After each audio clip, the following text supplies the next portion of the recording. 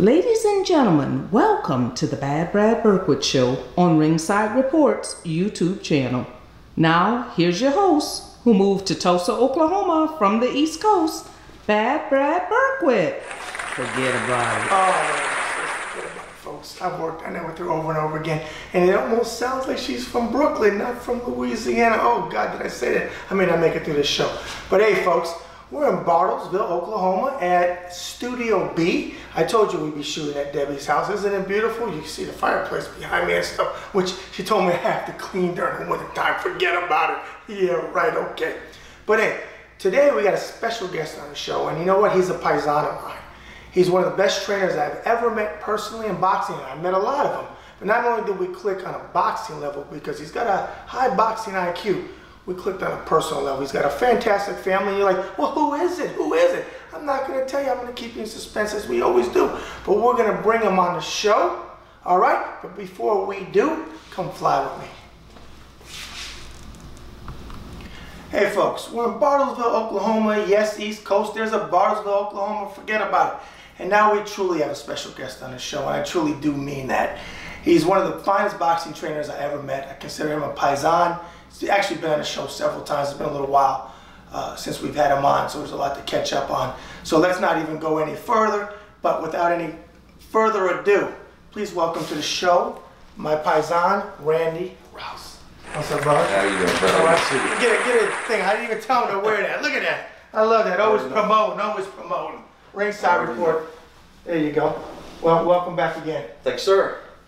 Saturday, Joplin, Missouri. Can't wait. Okay. We got Kenzie fighting. Mm-hmm. How's things been going? Kenzie's looking great. You know, this kid is, you know, he's on fast track, you know, with training. We've spent now a little over a year and a half. And the thing of it is with Kenzie, what made him so special to us was we've never done this with a fighter. We've never taken someone with no experience and just immediately turned them pro. Okay. You know, and that's been, you know, it's been a challenge. But if he was any lesser of a man, it would have been impossible to do. But at this level, I'm very safe in saying that experience-wise, there's not another fighter on the planet as good as Kenzie is right now. At the same amount of experience, he's that good. Okay. Give me an update. I know Jarrett was going to fight on this card. Yes. Had a hand injury. Yes. How's he doing? Jarrett's a lot better today. He actually, it's the first time I've seen him in the last 4 days. He was working on the ranch and actually got a Rocky Mountain spotted fever, which takes you a couple of weeks to get through that. But fortunately for us, we caught it very early. You know, so the medication will handle that. And I know some people that get that, you know, later in life it affects them, but we caught that early enough. His fever's broke now. Good. In fact, he's going to try his best to be there at the show, you know, to cheer on Kenzie because, you know, they become like brothers. I mean, it's right. Kind of a household thing now. But yeah, Jarrett's doing well. His hand's healed up. He wanted to fight this fight so bad that even today he was, you know, kind of jumping up and down. Man, you know, I might still try to just go ahead and throw something on the last 2 days, but you know, Tony's very intelligent. He knows what he's looking at. Tony Holden. Yeah, Tony Holden. You know, Tony won't allow it. Tony's you know, I can't say anything better about another promoter because most promoters, oh, it's my show. I need to make it happen. You know, I got to hold this together. You know, I got a TV, you know, gig. I've got to make sure that everything's right. And Tony is the opposite. If he has a problem with one of the guys that he's handling, and of course he has Trey and Kenzie and Jarrett and the two Cook boys, but if you're not 100%, he doesn't care about his show. I mean, he will take the loss, but he's going to pull that kid off. Right. And you know, you can't have enough respect for someone like that. You know, because he's on the you know, the promotion side of things. That's the money end of the fight game, and you know as well as anyone, you know, the money end of the fight game, there's no love there. I mean, yeah. But Tony Holden is the exception. How's Uncle Verdell and Kelly doing? Verdell's doing great. You know, he's been working extra hard with Jarrett, and Jarrett's kind of his go-to guy. And Kelly's been busting out hard every day with Kenzie, and you know, of course, Kelly's a smaller guy, and Kenzie's power's come up tremendously. We've focused the last 6 weeks on Kenzie's weight problem. You know, Kenzie's one of those guys. He's not a manufactured heavyweight. He's a light. You know, he's just a small heavyweight. Right. We couldn't go backwards. You know, to take him to cruiserweight, you know, you can cut that weight and do it, and he would, but yeah, he would be a overpowering cruiser. Right. I think his best competition for him is going to be in the heavyweight division, and he's proved in the last 6 weeks that he can put on 10, 12, 15 pounds of lean muscle and still keep his speed. We had some concern last week. Kenzie was, you know, felt a little heavy, but it's not showing. I mean, it's not showing to us, and it counts to us. You know, a fighter has to be confident in what they're doing, but you know, Kenzie and Jarrett both, I laugh at them all the time because when they're having a great day, they look perfect. You know, they're so upset because they had such a bad day. You know, and it seems like when they have their best days is when they think they had their worst. Right. You know, so. And I got to ask, how's Holden doing? Holden is unreal. Is it kindergarten or first? Yeah, kindergarten, he's right? first. Well, yeah, he's kindergarten this year. Right. And as a matter of fact, Brenda met him at lunch. Take chicken nuggets to him. Okay. Kind of like his daddy was. You know, she'd walk to the school and take lunch to him, sit with him at lunch, and you know, doing the grandmother thing. You know. Now, Jarrett, I got to bring this up because I always like the little tidbits on the side of boxing. Jarrett went with Paige to where did they go? It was Cabo. Yeah. Yeah. How many times did he send you pictures to rub it in because it was gorgeous? You know, I actually have to give the kid props. He doesn't mess with me. He doesn't mess with you? No, he went to Colorado on a ski trip and he sent me one picture, and it was because he was griping about running. You know, he said, "Man, there's not even animals up here. It's so high." Right. You know, where he was running. And he said the only thing that he had to worry about was mountain lions. The natives told him, or the locals told him, you know, mountain lions is the only thing you got to worry about. So he, you know, he's a pretty fast runner, but he's going to outrun a big cat. And then when he went to Cabo, he sent me the one picture of you know, 200-pound marlin. He fought that, right? It was, yes, yeah. You know, the funny thing of it was with Jared, you know, he said, man, the locals were like, man, that's really good because that's a 2-hour finish, and he landed it in under 30 minutes. I have no doubt. Yeah, but when you look at Rouse. Yeah, when you look at the photo, I mean, he's all, you know, muscles all pumped up, like he just got done pumping, you know. But he said it was a fight. Okay. And what can you tell me about the venue? Because we've never been. It'll be our first time going to this. What is it? In Joplin. What's the Memorial Hall? Yeah, have you been there before? Yes, it's a great building. The seating is incredible there. They've got different tiers of seating. So, you know, it's an arena that's actually made for, you know, it's perfect for boxing. Okay. So I think, you know, the Brady Theater in Tulsa, we all loved that. It was the old, you know, it's an old building. Okay. But the way the seating is there is just, you know, if you're in a balcony, it's like having a ringside seat because you're right on it. And Memorial Hall kind of reminds me of that a little bit. It's larger, laid out a little bit more, but the seating, there's not a bad seat in the house, you know. I think right now the front row seats today, as of today, I know are sold out, but there's still tickets out there that people can get. And I believe, because I talked to Al Bernstein. I think Al's coming back. I think yes, Al Bernstein and Sean Brady. Now, do you know what TV it's going to be on? Because I know it's going to be on TV, but I think it's going to even be larger than the last one. It is. I think they're doing a blackout from like from St. Louis to Wichita to Dallas. Okay. So it's a pretty large area, and off the top of my head, I can't remember. It's like KRFN, something like that. Okay. But I think it's an affiliate of NBC. Okay. So yeah, I think, in fact, if you look it up, or you can, you know, your viewers can actually go to BuffaloRun.com. And yeah, it'll be on there. Yeah, and they'll have it. Now, the last show that we did was televised. Right. But you go to Buffalo.com, you can actually watch it on the internet live as well. I assume they'll do that again this time. But you know, Tony, every show Tony does is a great show. You know, I've been Vegas, New Orleans, everywhere. You know, Tony puts on a show. I mean, you have the best commentators, you have the best everything. You know, it's always top rate. So Missouri's got a treat coming to them. Good. It's gonna be good. Well, we look forward to it. Anything else going on? No, just you know, we're doing the same old grind. You know, Kenzie Morrison is you know, on my mind, and of course Jarrett Rouse on my mind really heavy, and Trey Lippy is you know, he's with Freddie Roach now, so we're, you know, I can kind of step back and take a breath, and you know, I feel comfortable with where Trey's at right now, and I know, you know, if Tom's, you know, looking down right now, he's going to be proud of his boys, and that was the main thing that I wanted to. In all honesty, that's what you know, when we started, you know, I wanted a friend to, you know, I expect to do what I expect a friend to do, right? You know, and help these kids get started. And Trey, you know, he had to go, you know, he had to go south to get some heavier sparring. Now Kenzie, on the other hand, his style of fighting, Kenzie can work with cruiserweights for the rest of his life and still beat every heavyweight out there, you know. So, you know, Kenzie's a true talent. In fact, if he keeps on the path that he's on, I expect Kenzie Morrison to be a superstar in 2 years. Now, of course, you know, with kids, anything can change at any given time.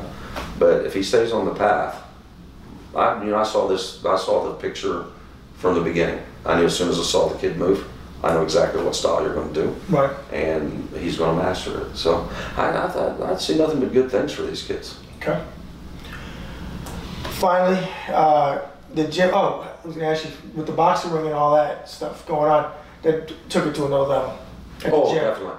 Yeah, you know, I'd put it off, and you know, Kenzie and Jarrett, you know, they finally just, you know, put the ring up. You know, right. Like, oh, okay, you know. Well, you had that space back there because you gave me a tour of the gym. We had the space, you know, and you know, one time I had 3 rings, and you know, now I'm, you know, down to 1 ring, right. And I borrowed parts of 2 rings, but and you know, 1 complete ring, you know, that I used for promotions, and I used part of it for this one, and now I've got a, you know, but that's okay. I'll dress my regular ring up that I do promotions with, and I have a new ring for that now. So, but yeah, you know, I'm a little slow to pull the trigger. I'm old school. That's you know, right. I'm one of those guys. I'd rather let them complain for a little while and then appreciate it whenever it happens. You know? Okay. But no, like I said, these kids are, every decade it seems like they're different.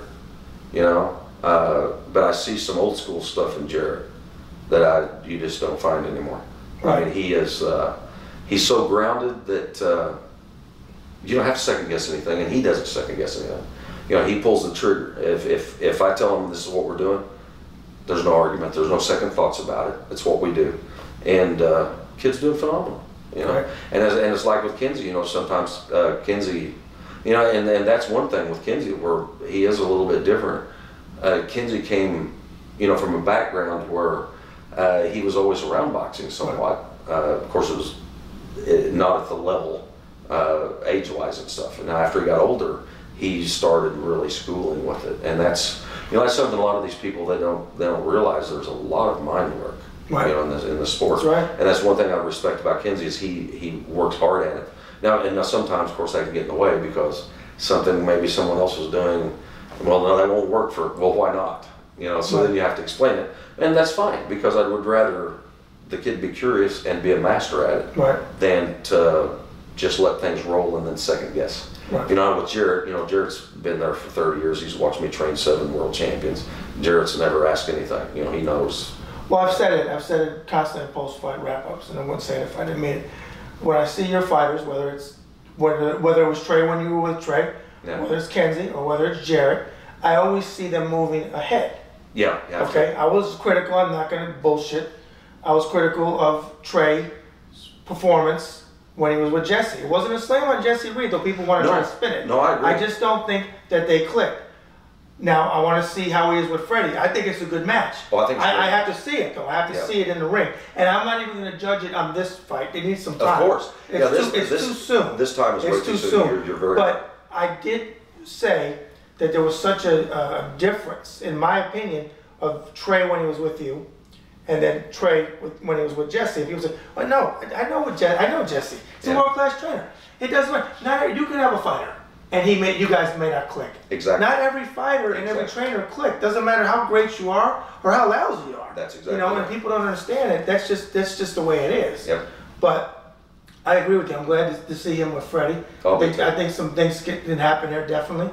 But back to what I was saying, with your fighters, I'm always seeing them moving forward, and they're you know, all these guys are under 10 fights, but they're making the moves in the ring and adapting the way that I want to see it. Yep. And it's a compliment to you. I know you're one of those guys that, you know, you like to be behind the scenes and stuff like that. Actually, I pretty much stay behind the scenes. You do. In all honesty, I give all the credit to the fighters, because no matter what I do, if they don't have the talent that's in them, you can't bring that out. You know, and I tell every fighter, you know, you walk into any gym and you know, like, coach, I'm going to make you a world champion. Walk out of that gym, because a coach doesn't make a world champion. It's in you. A coach just helps you mold that and you know, feed that and make it grow.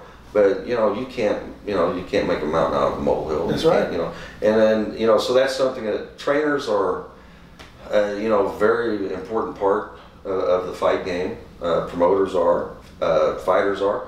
But I tell all of my fighters, the most important person in that building, and never ever take your mind off this. Most important person in that building is the person that bought that ticket to sit and watch you perform. That's right. Because without that fan, that's right. Without a fan, none of this matters. It doesn't matter at all. You can train every day, do whatever you want every day. If there's nobody going to pay to watch you fight, promoter's not going to hire you. Okay. So when it's all said and done, the fans are still most important, and that's the reason I stay behind. I don't want to be out front. I want to be behind because I want my fighters to understand you and those fans is all that matters to me. When I work a corner, I don't have a wife, I don't have children, I don't have a mortgage, I don't have anything. All I have is that fighter. Right. Now once that fight's over with, then I'll worry about my wife and my children. Right. I understand. But in that time, but you have to. That's the extreme part of the sport. You have to be 100% at certain times in the game, or get out of the game.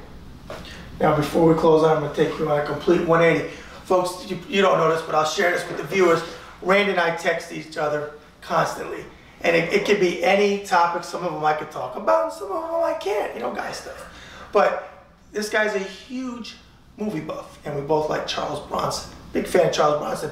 And Quick, I know you're watching this. You'll be watching this, I should say. We know that you're a big fan of Quick Toast, that's what I'm talking about. Fan of Charles Bronson. But for the viewers, throw out, complete 180, everything we're talking about. Look at the camera. Throw out a classic movie that you suggest the viewers to watch. Because you watch a lot of movies. I know it's not newer movies, but older movies. Because everyone that I'm always talking about, throw out a movie for the viewers. Oh, I love a lot of the old westerns. When it comes to Bronson, anything Bronson did, I appreciate that. But I can't really name a movie off the top of my head, and he always does this to me. So Quick. I'm not quick anymore either, my brother. So, it's always on Brad. But I love the old comedies. Anything that the old comedies and the old westerns is, that's my heart. Well, he's a movie buff. What I'll do, folks, is I'll start writing down when he's texting, because he'll hit me with some. Did you see this movie? Which are always classics. We talked about Once Upon a Time in the West. Yes. We talked about Hard Times with Charles Bronson. Yes. And Breakout. Yep. That was a good one. I think somebody brought up Deliverance once. You I know. I was talking about John Boyd. Yeah, you were talking about I said to you, did you see the show Ray Donovan? And you said you hadn't seen it on Showtime. And I said he was great in Midnight Cowboy, and you said but he was also great in Deliverance. See, there you go. This could be another 5 hours of Debbie's arm is going numb over here. So and we got to eat lunch, folks. So on that note, anything else we need to get out? No, sir. Thank you very much for having us. And, thank you, Miss Debbie.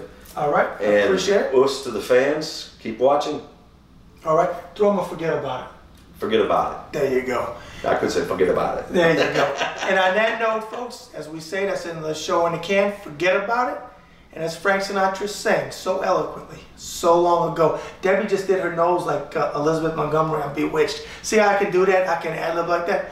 And as Frank Sinatra sang so eloquently, so long ago, the best, she's still doing it, the best is yet to come. Bad Brad out. Hey folks, this is Bad Brad Berkwitt from the Bad Brad Berkwitt Show. And we have new and exciting news for you. The Bad Brad Berkwitt Show is now doing remote shows, which means we're going on location. If your business is interested in booking the Bad Brad Berkwitt Show to shoot at your location for max publicity in the state of Oklahoma and beyond, call the RSR office at 703-517-2155. Forget about it.